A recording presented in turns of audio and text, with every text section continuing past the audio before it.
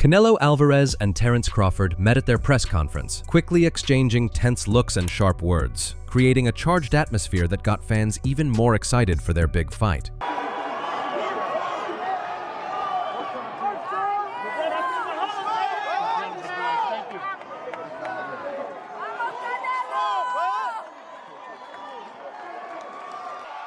Oh yeah, I'm ready.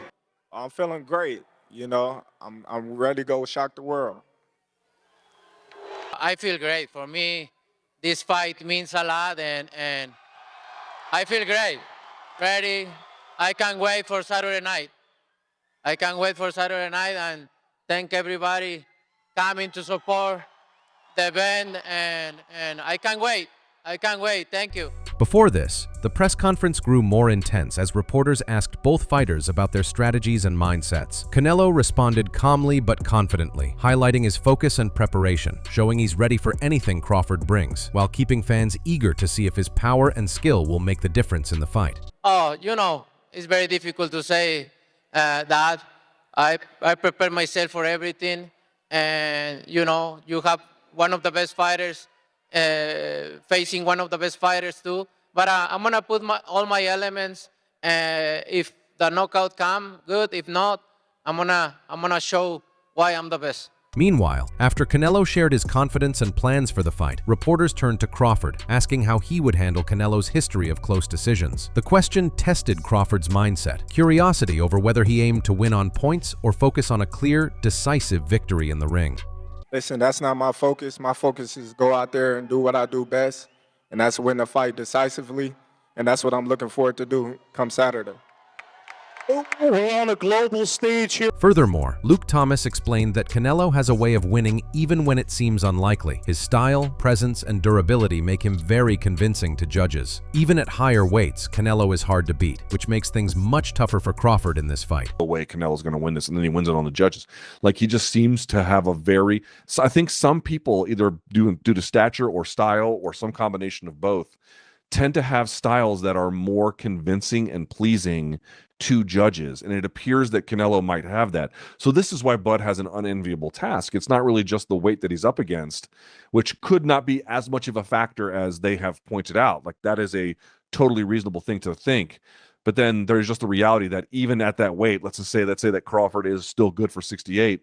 Even at 68, Canelo's chin is absurd, and he's like historically been very difficult to beat out on the cards. Thomas compared Canelo to other top fighters, noting that even undefeated stars struggled against him. No one has ever knocked Canelo down. Crawford now faces a bigger challenge than usual because Canelo is experienced, strong, and proven in tough fights, making him a very dangerous opponent.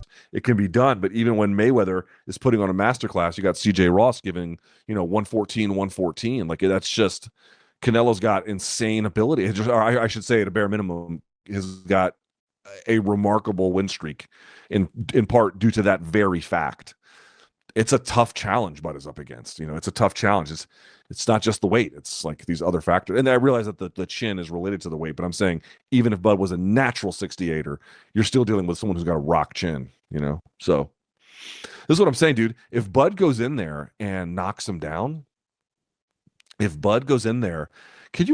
you imagine for a second? Finally, Thomas focused on the weight difference. Crawford isn't facing a normal 147-pound fighter. Canelo at 168 pounds is stronger and more experienced. This means Crawford must change his strategy, prepare for Canelo's power, and adapt quickly, making the fight more complicated than any he's faced before. If Bud was able to stop him with strikes, it would be able to TKO him within the distance. Can you imagine a thing? No one's even knocked Canelo down. But what I've tried to point out to people is that Spence, who he fought in his last fight, was on the pound-for-pound list and had never been knocked down. He was undefeated as well, obviously. So he was a pound-for-pound, undefeated guy who'd never been knocked down, and Crawford fucked him up. This is different because now you're not fighting another 147 guy. Now you're fighting Canelo at 68. So there's some other factors involved here, but Building on Thomas's points about Canelo's strength and experience, Caleb Plant explained that moving up in weight is a big challenge. Still, Crawford has the skills, talent, and experience to face a top fighter like Canelo, giving him a real chance despite the difficulty.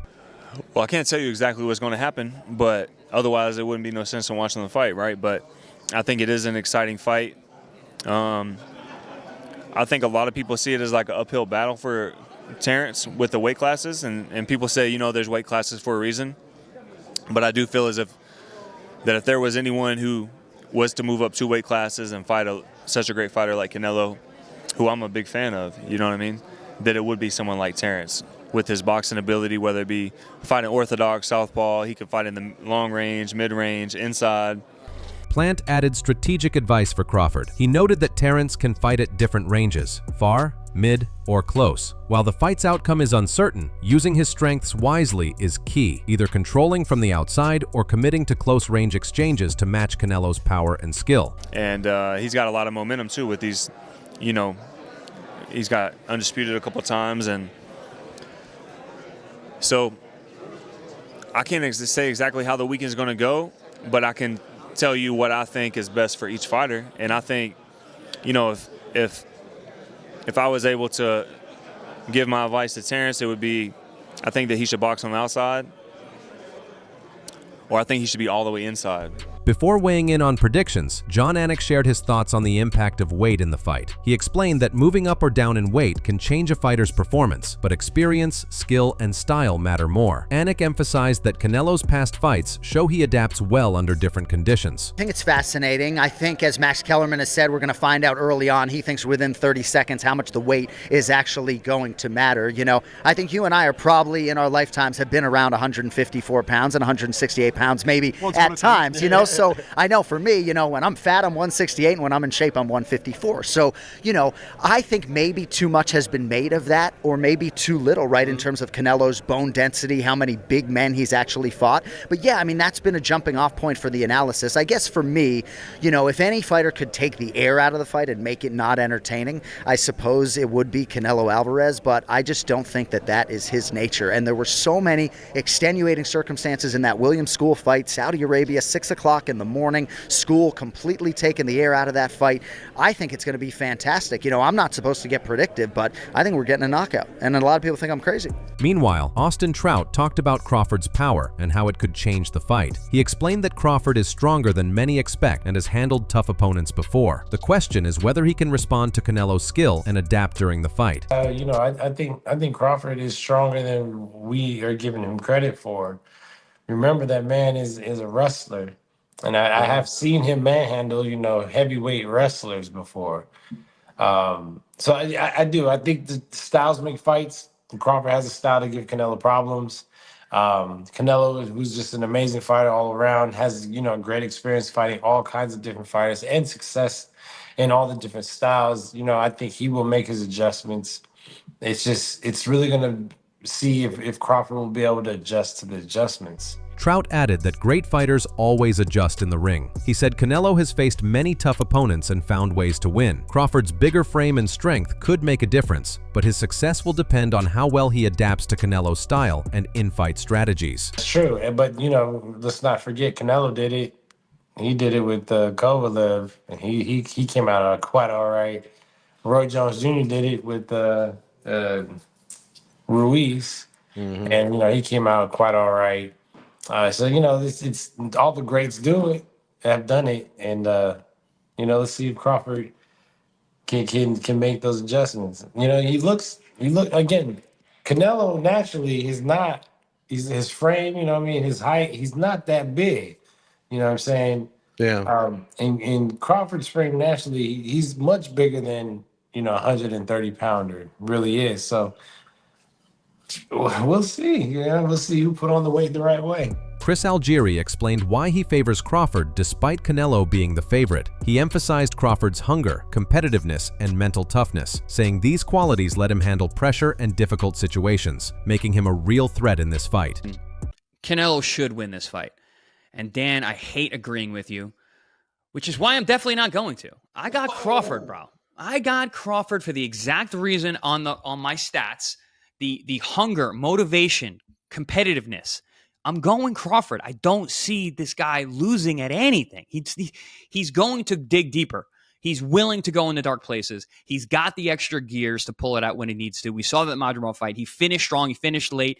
When I was talking about this fight, I'm like, yeah, I think Crawford comes out early, pulls out, get some points early on, racks him up. Chris predicts the fight will likely go to a decision, but Crawford's focus, hunger, and ring intelligence give him a slight edge. Algieri feels Crawford can pull off a close win, relying on strategy, determination, and key moments rather than just raw power against Canelo. Pulls out, get some points early on, racks him up, and then the middle rounds are going to be rough, very physical, very tough on Crawford, but he's going to dig deep.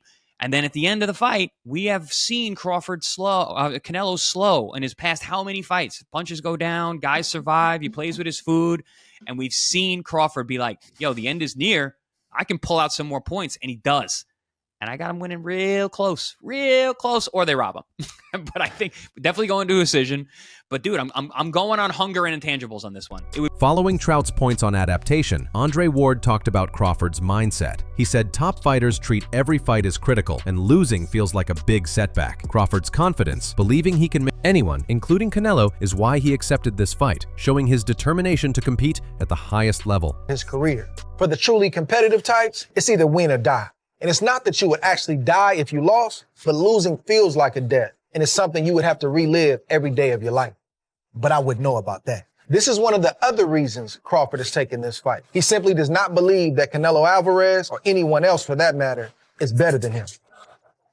Ward also discussed Canelo's journey in boxing. He explained how Canelo rose from humble beginnings to become one of the sport's biggest stars. Even if the fight seemed surprising, Canelo recognized the challenge and embraced it, showing that both fighters face high stakes and must give their best in this matchup. Canelo Alvarez is a 20-year vet in the sport of boxing, who has had a storied career coming from small beginnings to becoming one of the biggest names the sport has ever seen. He's a fighter who can call his own shots and really fight who he wants to fight. Initially, the fight made no sense to Canelo until it made a lot of sense. And we can thank Turkey Al-Sheikh for his help on that. But the truth is, no matter how much money is on the table for Canelo, he too is taking a big risk in a different way.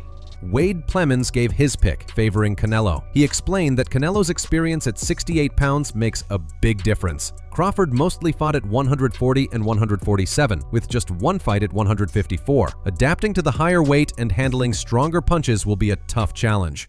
I have Canelo right now. I just think that there's multiple things that you can go into this fight and give each fighter as far as advantages, right? I think that Canelo Alvarez, obviously, it's not his size, it's his familiarity with the weight class. People are talking about Canelo's size versus Crawford. They stand next to each other. They're pretty much the same size, right? And this is out of camp. Both guys probably around 180 to 185 pounds. Canelo's more dense, a little shorter, has about a 3-inch less reach, right? 71-inch reach. I just think Canelo's familiarity with 68, his power at 68, because Terence Crawford has never fought at the weight class. He has one fight at 154, spent most of his career at 147 and 140. It's going to be a massive gap, not just to maintain that weight and maintain your skills and your speed and your timing. Plemens continued by explaining how Canelo could control the fight. He compared it to Canelo's bout with Billy Joe Saunders, where Canelo absorbed early pressure and landed key punches later. He predicted Canelo would use his strength, experience, and durability to gradually dominate Crawford, making it very hard for Crawford to win. Your skills and your speed and your timing at the weight, but also how do you take punches coming back at you, right? Not to say that I want Terence to take punches, but it's a boxing fight. You're going to get hit in there. So I have Canelo. I could see Canelo in a very Billy Joe Saunders-esque type of fight where he starts losing rounds early. And Billy Joe, even into the 6th round, was hitting Canelo with some stuff. It just wasn't affecting him. He was just walking through it to get to the big punches. And then he ends up breaking Billy Joe's orbital bone. I think Canelo late stoppage, or I'm going to go Canelo late stoppage. Damn, just too big, stalking him down, putting him in the corner and roughing him up. God, yeah, you see Canelo's neck, and it's same width as his head. Adding on, Shannon Sharp and Chad Johnson talked about Crawford moving up in weight for this fight. They explained that boxing has weight classes for a reason, but Crawford has the skills and mindset to handle it. Jumping from 147 to 168 gives him more strength and power, though it's still a big challenge against Canelo. I'm kind of nervous. Being realistic, understanding the game of boxing, understanding the sweet science. They have weight classes for a reason. Yes. But if there's anybody that can make history and has the mentality to do so and the skill set, is Bud Crawford. I think Bud is looking at it from this standpoint. He's saying, finally, I don't have to strip down. Bud probably walks around at 180, 185, Yes, sir. Yes, and he's sir. stripping down to 147. He said, now I ain't got to strip down but to 168. Yes. So I'm going to have more strength. I'm going to have more power. I'm not going to be in a weakened state come fight night. Yes. The thing that, that you have to respect most about Floyd Mayweather, and people are like, well, Floyd is a naturally small man. Floyd was dropping 5 pounds. Floyd walk around weighted 155, and he's dropping down to 1. They compared Crawford's move to Floyd Mayweather, who mostly fought at lower weights but moved up once successfully. Crawford faces a tougher test, jumping several weight classes with only one fight at 154. The thing that, that you have to respect most about Floyd Mayweather, and people are like, well, Floyd is a naturally small man. Floyd was dropping 5 pounds. Floyd walk around weighted 155, and he's dropping down to 147. So Floyd also, he trained year round. He didn't allow his weight to fluctuate so much. Right. So what you saw Floyd, for the most part, was his natural weight. So he was able to fight basically his whole career, 140, 147. He did go up to a junior middleweight, 154, to challenge Oscar De La Hoya. But for the most part, Floyd is a naturally small man. Bud is a big guy. People don't realize if you were to see him in person. You got to get up on him. You got to get up on him. If you were to see him in person, then you'll have a better understanding that he's not a 147. No. He fights at that, but he could have fought most of his career at junior middleweight or maybe even middleweight at 160. Yeah, absolutely. But I think the thing is, for me, Ocho, is that seeing Bud really only have one fight at 54. Yeah. So basically, this is a 3-weight jump.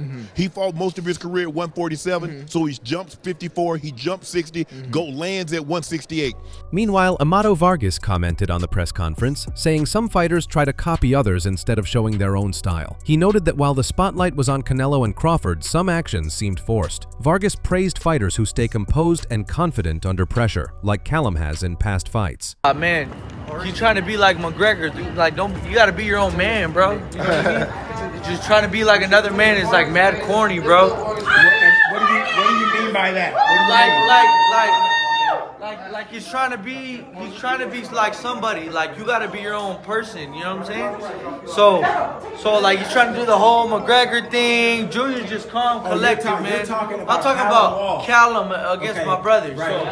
Okay. What does he make of the melee? This fight is shaping up to be one of the most fascinating matchups in recent boxing history. Experts agree it's not just about skill, power, or speed, but adaptability, mindset, and strategy. Canelo brings experience, strength, and a proven track record, while Crawford offers hunger, determination, and the ability to rise to big challenges. The weight difference, timing, and in-ring adjustments will all play a key role, making predictions tough. Fans can expect a tactical, intense battle that could go the full 12 rounds or be decided by crucial moments in the fight. Every round matters, and the winner will need both physical and mental mastery to claim victory. Who do you think will come out on top? Canelo with experience and power, or Crawford with hunger and adaptability? Comment below and let us know.